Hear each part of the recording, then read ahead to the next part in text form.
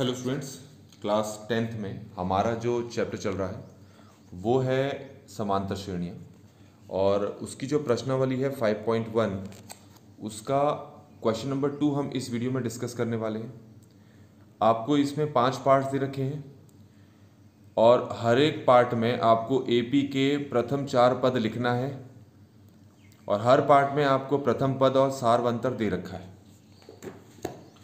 तो क्वेश्चन मैंने बच्चों यहाँ पर भी लिखा है। अब इसको कैसे हल करेंगे, आसान है। तो पहले आपको एपी का मतलब पता होना चाहिए। जैसे कि मेरे पास ये यहाँ पर एक श्रेणी है, ये एपी है, समांतर श्रेणी है। इसका पता कैसे चलता है? उसके लिए आप क्या करोगे, जो भी लगातार संख्याएं हैं, जितनी भी क्रमागत संख्याएं हैं उनको माइनस करो। 5 में से 2 घटाओ, कितना आ गया? 3।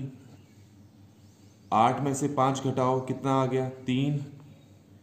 11 में से 8 घटाओ, कितना आ गया? 3। और 14 में से 11 घटाओ, कितना आ गया? 3। ये मैंने एक उदाहरण लिया है चेक करने के लिए कि क्या ये समांतर श्रेणी है या नहीं है। तो मैंने क्रम से आने वाली संख्याओं को जब माइनस किया तो मेरे पास जो ये अंतर आ गया, ये अंतर क्या है? एक जैसा आ रहा है और इसी अंतर को हम क्या बोलते हैं? सार्व अंतर, डी। ठीक हो गया। और इसमें जो ये पहली संख्या होती है इसको हम प्रथम पद बोलते हैं। जब ये अंतर एक जैसा आएगा तभी हम इसको क्या बोलते हैं? एपी, और हिंदी में क्या बोलते हैं? समांतर श्रेणी। तो अगर तुम्हें इस तरह की श्रेणियां दे रखी हैं, इस तरह की समांतर श्रेणी दे रखी हैं, तो तुम उससे डी और ए कैसे निकालोगे वो तो पता लग गया। लेकिन यहाँ पर हमें जो 5 पार्ट्स दे रखे हैं उन 5 पार्ट्स में हमें ये दोनों दे रखे हैं और इनकी मदद से हमें इनका निर्माण करना है। तो वो कैसे करना है वो आप यहाँ पर समझोगे। तो सबसे पहले हम क्या करते हैं, जो ये पहला वाला पार्ट है इसको देखते हैं। तो पांचों के पांचों पार्ट में जब तुम्हें एपी का निर्माण करना है तो हमारे पास जो तरीका वो तरीका ये है कि किसी भी एपी, किसी भी समांतर श्रेणी के जो पद हैं उनको लिखने का तरीका होता है ए, फिर लिखते हैं ए प्लस डी, फिर होता है ए प्लस 2d, फिर होता है ए प्लस 3d, फिर होगा ए प्लस 4d, ए प्लस 5d, ए प्लस 6d। इस तरीके से चलता रहेगा। तो मैं आपको यहाँ क्या बता रहा हूँ कि किसी भी समांतर श्रेणी, या फिर दूसरे शब्दों में इसको शॉर्ट में एपी बोलते हैं, तो किसी भी एपी को ये होता है लिखने का तरीका। और इसमें ए और डी जो है, यहां पर हर क्वेश्चन में आपको ए और डी दे रखा है। आपको सिर्फ ये करना है, ए की जगह ए रखना है, ए की जगह ए रखना है, डी की जगह डी रखना है, ए की जगह ए रखना है, डी की जगह डी, ए की जगह ए, डी की जगह डी, और हल कर देना है। तो आपके पास एपी का निर्माण हो जाएगा। एपी के प्रथम 4 पद का निर्माण हो जाएगा। तो हम पहला वाला पार्ट देखेंगे।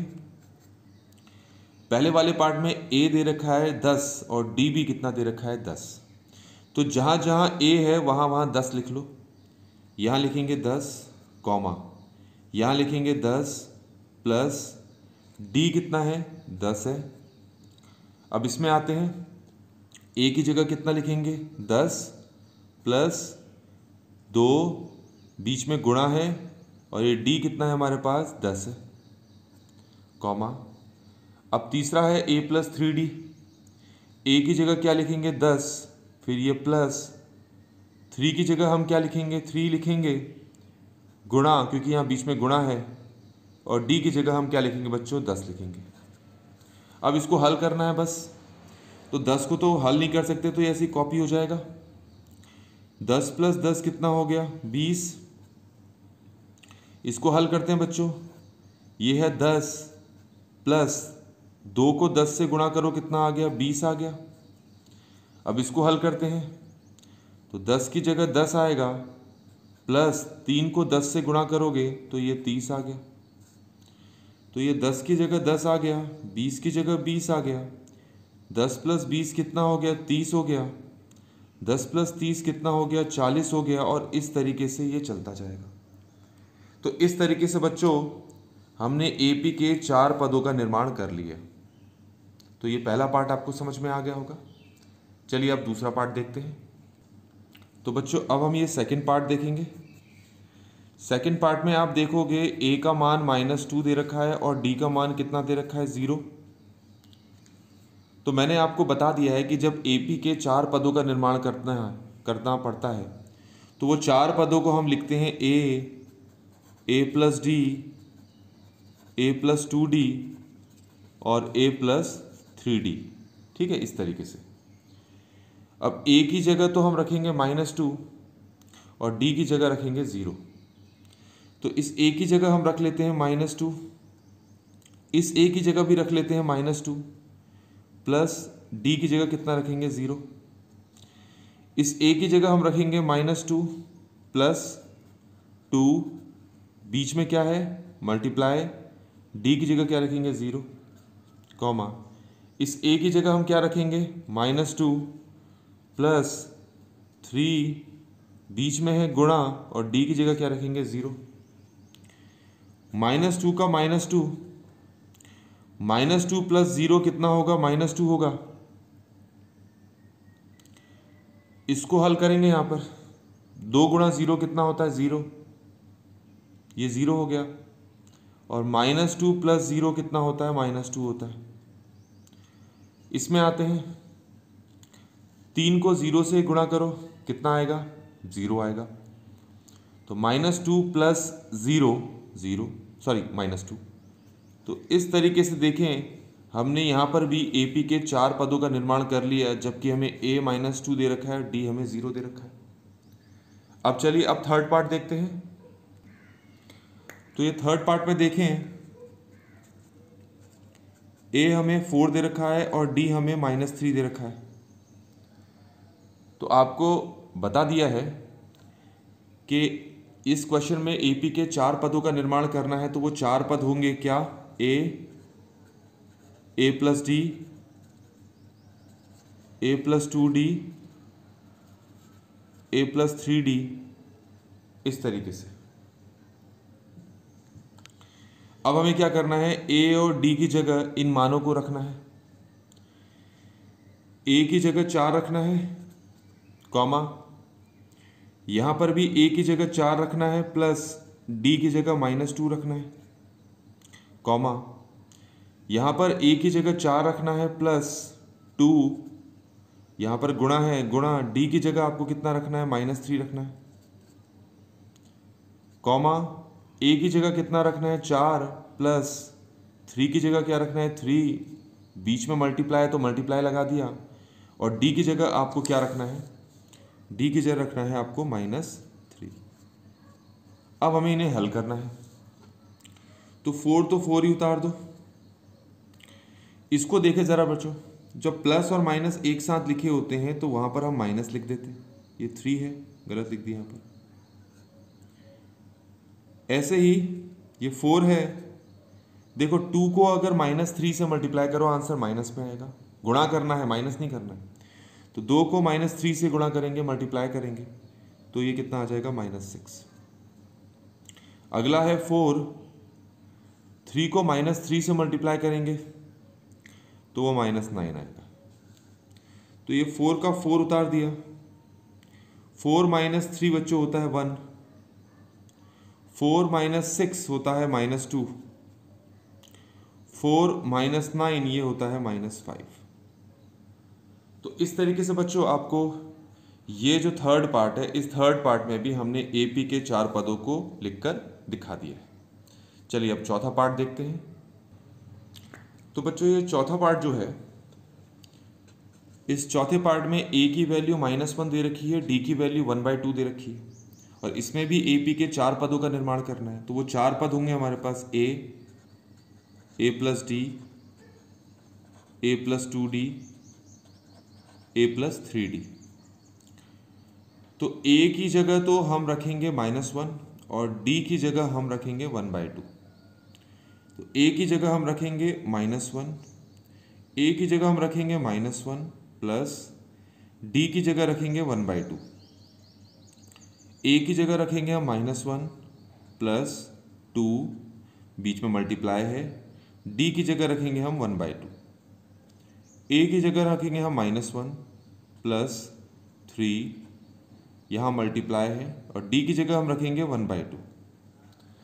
तो अब हम क्या करेंगे, इसको हल करते हैं। ये -1 का -1 हमने कॉपी कर लिया।